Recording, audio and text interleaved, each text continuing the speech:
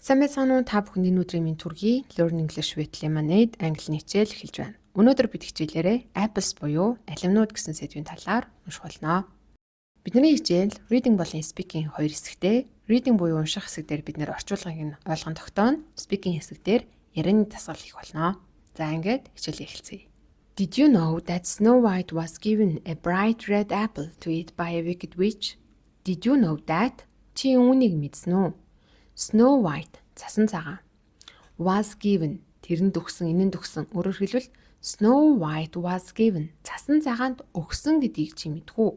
A bright red apple. Bright хурц тод, red улаан, apple алим. Цасан цагаанд хурц тод улаан алим өгснийг чи мэдхүү. To eat идэг гэж. By тэрүүгээр энүүгээр одоо хинээр өгүүлсэн хэн өгсөн гэдгийг нь хэлж байна. A wicked witch нэгэн хорон санаат шулмаар цасан цагаанд тод улаан алим өгснийг ид гэж өгснийг чи мэдхүү гэсэн өгүүлбэр байна. The apple made Snow White fall into a deep sleep. The apple тэр алим made fall into sleep. За made гэдэг нь тэрийг тийм болгосон, ийм болгосон гэсэн утгатай. Snow White-ийг тийм болгосон, цасан цагааныг тийм болгосон. Fall into sleep. Нойронд унахуйц болгосон. Нойронд унгаасан гэсэн утгатай. Fall гэдэг нь унах, sleep гэвэл нойрыг хэлдэг. Тэгэхээр бид нэр нойронд автах гэж ярьдаг бол англи хэлээр нойронд унах гэж ярьдаг байна. Deep.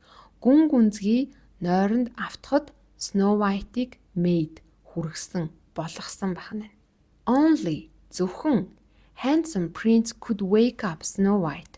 Handsome царайлаг, prince хунтайж, could wake up.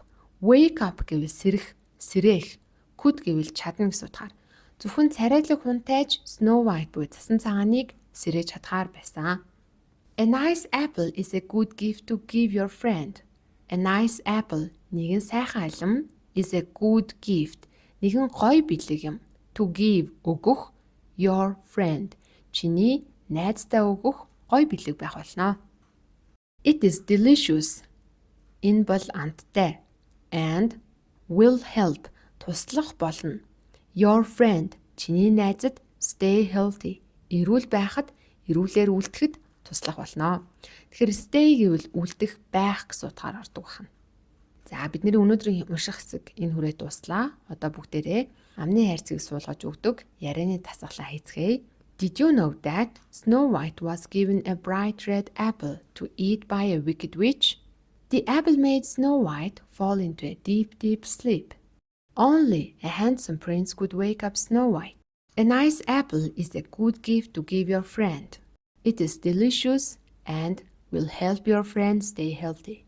За одоо бүгдээрээ дараах үгнүүдээс нь хэдийнх нь орчуулгыг мэдж байгаа тогтоосныг харцгаая.